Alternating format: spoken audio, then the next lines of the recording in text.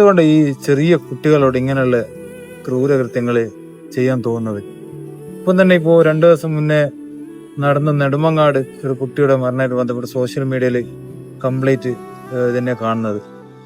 എന്നാ ശരിക്കും എന്നാ സംഭവം? ഒരു 1.5 വയസ്സ് മാത്രം പ്രായമുള്ള ഒരു പിഞ്ചു കുഞ്ഞടാ. ഈ ലോകം എന്താന്ന് പോലും കണ്ടിട്ടില്ല കുഞ്ഞൻ.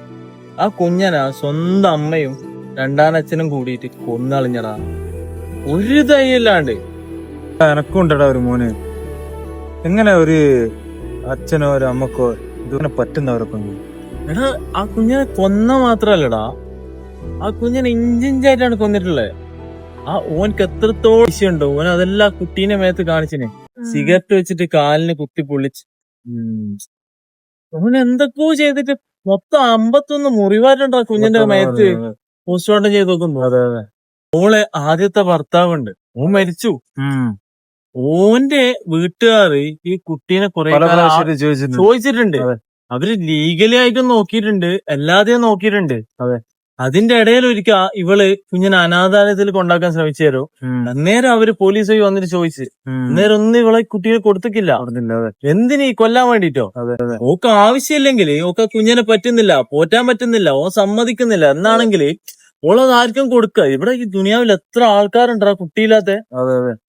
അതെ, കുട്ടിയില്ലാത്ത ഒരാൾക്ക് അങ്ങനെയുള്ള സംഭവം ഉണ്ടാകുന്ന സമയത്ത് ഏറ്റവും കൂടുതൽ വിഷമം ഉണ്ടാവുക. കാരണം കുട്ടി ഉണ്ടാവണമെന്നും ഇല്ലാന്നല്ലടാ, ഒരു അമ്മ ഒരു കുട്ടീനെ കൊല്ലാന്ന് പറയുമ്പോ അത് എല്ലാവർക്കും കൊള്ളും. ഞാനൊരു ഉമ്മാന്റെ മോനാണ്, ഇനിയൊരു ഉമ്മാന്റെ മോനാണ്. ഒന്നാമത് നമ്മുടെ നാട്ടിലത്തെ നിയമത്തിനെ ഒരു ക്രൂരകൃത്യം ചെയ്യുന്ന ഒരാൾക്ക് അങ്ങനെ പേടിയില്ല. നമ്മളെ ലോകം അങ്ങനെയാണ്.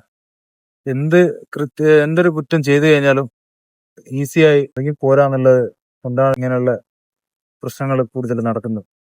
ആ കാര്യത്തില് ഇപ്പോ തമിഴ്നാട്ടില് വിജയ് വന്ന് ഇപ്പൊ ഒരു പീഡനം കഴിഞ്ഞ് അതിനുള്ള ശിക്ഷ സ്പോട്ടിൽ നടപ്പാക്കി.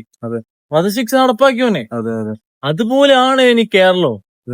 എടാ, നാട്ടുകാര് കൂടിയപ്പോ ഹോസ്പിറ്റലിൽ കൊണ്ടുപോകാൻ പറഞ്ഞപ്പോ ഇവനെ സമ്മതിക്കുന്നില്ല. ഹോസ്പിറ്റലിൽ കൊണ്ടുപോകാൻ സമ്മതിക്കുന്നില്ല. ലാസ്റ്റ് ഫൈനലി നാട്ടുകാർ ഫോഴ്സ് ചെയ്ത് ഇവനെ ഹോസ്പിറ്റലിൽ കൊണ്ടാക്കിയപ്പോ ഇവൻ ഹോസ്പിറ്റലുകാരോട് പറയുന്ന വെച്ചാല് കുഞ്ഞെ ചോറ് തൊണ്ടയിൽ കുടുങ്ങിയിട്ടാ മരിച്ചത്.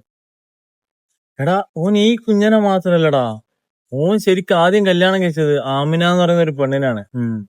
ഓൾ ഇന്ന് കോമയിലാണല്ലേ. അതെന്താ വെച്ചാല് ഓൻ ആ കുട്ടീനെ, ആ പെണ്ണിനെ ഓൻ എങ്ങനെയൊക്കെയോ ഉപദ്രവിച്ചു. ആ ഉമ്മ പറയുന്ന കേട്ടിന്, ആ പെണ്ണിന്റെ ഉമ്മ പറയുന്ന കേട്ടിന്, തലക്കൊക്കെ അടിച്ച് 2 ചെവിക്കും 2 കൈയാണ് കൂട്ടിയടിച്ച് അങ്ങനെയൊക്കെ ഉപദ്രവിച്ചിനോ. ഇങ്ങനെയൊക്കെ ചെയ്ത് ഇവനാ എന്തുകൊണ്ട് ഈ നാട്ടിലുള്ള ആൾക്കാർ ഒന്നും ചെയ്യാതെ വിട്ട്?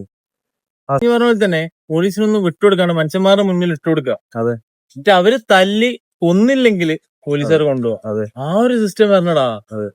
അർഷിദിനെ പോലെയുള്ള ചെറിയ കുട്ടികൾ അല്ലെങ്കിൽ ഇങ്ങനത്തെ കൊലപാതകങ്ങള് നമ്മുടെ നാട്ടിൽ നടക്കാതിരിക്കട്ടെ. അതിനെതിരെ ശക്തമായ ഒരു നിയമം നമ്മുടെ നാട്ടിൽ വരും എന്ന് നമ്മൾ പ്രതീക്ഷിക്കാം.